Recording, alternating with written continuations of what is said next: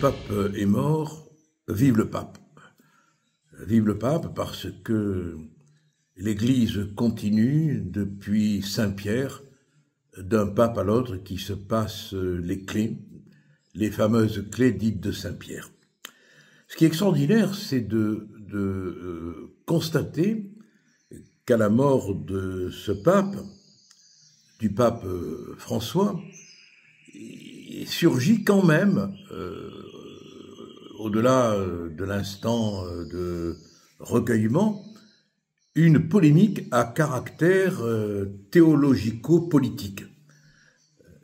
Ce pape réussit, malgré lui, ce coup de diviser les partisans entre gens de gauche et gens de droite. Semble-t-il, je ne dis pas que c'est forcément le cas, mais je dis que c'est l'impression que nous avons quand on écoute les chaînes d'infos en continu. Pour une raison principale, c'est que cet Argentin, qui a une vision de l'immigration liée à sa vie de prélat en Amérique du Sud, cette vision de l'immigration a été perçue par les gens de gauche comme une espèce de satisfecit à toutes les politiques absolument incontrôlées d'immigration. C'est pas ça le fond du problème.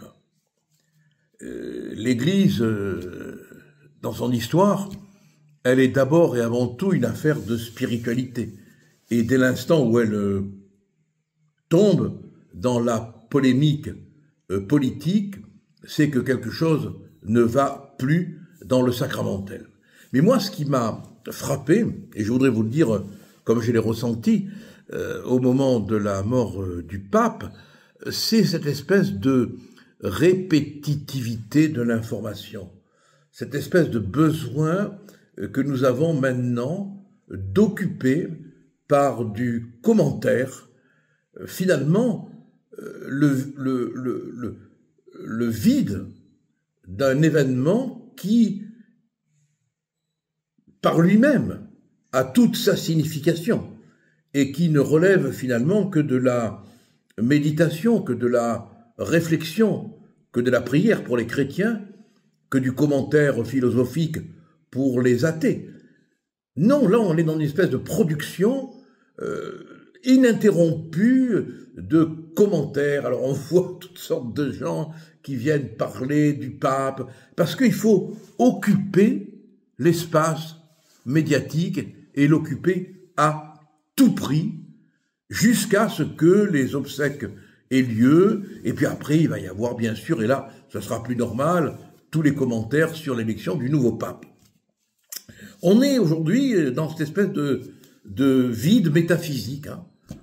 La réflexion d'elle-même, telle qu'en sa pureté de l'événement, elle devrait exister, ne fonctionne plus.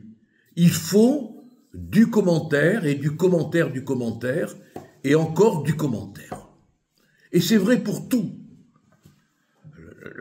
Les prisons posent un problème terrifiant aujourd'hui, dans la mesure où les gardiens sont attaqués en raison même de leur qualité de gardiens de prison. Chez eux, dans leurs véhicules qu'on brûle, dans leur jardin que l'on abîme, dans la proximité de leur vie privée, pour les intimider. Alors on commente, et les ministres se déplacent, le Premier ministre, le ministre de l'Intérieur, le ministre de la Justice sont allés à Saint-Quentin-Fallavier en Isère. 3 ministres d'un coup, je n'avais jamais vu ça, dit un agent de l'administration pénitentiaire. C'est pas au poids, c'est pas au tourisme politique, mais on occupe l'espace, on parle et on fait rien. Et depuis des années, on ne fait rien. On est entré, et c'est terrifiant, par le fait de l'espace médiatique à combler dans l'ère du commentaire du vide. Voilà.